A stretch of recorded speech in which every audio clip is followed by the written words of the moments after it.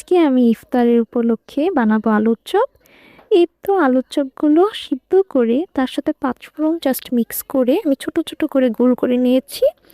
এখন এগুলো হচ্ছে আমি ভাজবো। আর এই তো ডালের বড়া বানানোর জন্য আমার মা ডালগুলো বেটে দিয়েছিল, তার সাথে পেঁয়াজ, মরিচ ও ধনেপাতা কুচিগুলো মিক্স করে নিয়েছি।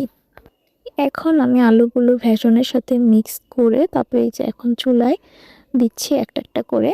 অনেকে আছে আলুর চপগুলো অনেক বড় বড় করে বানায়, কিন্তু আমার ছোট ছোট করে বানালে অনেক বেশি ক্রিস্পি হয় আর হালকা করে ভেষন মিক্স করলে আরও বেশি ভালো লাগে। আমি এভাবে ছোট ছোট করে বানাই। আমি আলুর চপগুলো আস্তে আস্তে করে ভেজে নিচ্ছি। আসলে হালকা আঁচের মধ্যে ভাজতে হয়, নাহলে পোড়া লেগে যায়। আপনারা সবসময় হালকা আঁচের মধ্যে ভাজবেন, তাহলে জিনিসগুলো ভালো হয়। এই তো আমার ভাজা প্রায় শেষ, এখন আমি উঠিয়ে রাখছি। এখন আপনাদের দেখাবো আসলে ভাজার পরে দেখুন কতটা ক্রিস্পি হয়েছে, মানে ধরার সাথে সাথে একদম ক্রিস্পি ক্রিস্পি হয়ে যাচ্ছে, অনেক সুন্দর। এটা দেখতে যতটা লোভনীয়, খেতে তার থেকেও বেশি টেস্ট। আলুর চপ ভাজা শেষ করে আমি তারপর ডালের বড়াগুলো ভেজে নিচ্ছি।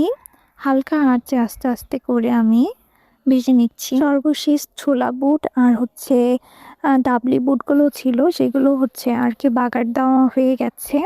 এই তো ফাইনাল লুক আপনাদের সাথে শেয়ার করছি। ছোলা বুট আর ঘূর্ণি বুট রান্না করা শেষ, সাথে আলুর চপ আর হচ্ছে ডালের বড়া। কেমন হয়েছে আপনারা অবশ্যই আমাকে কমেন্ট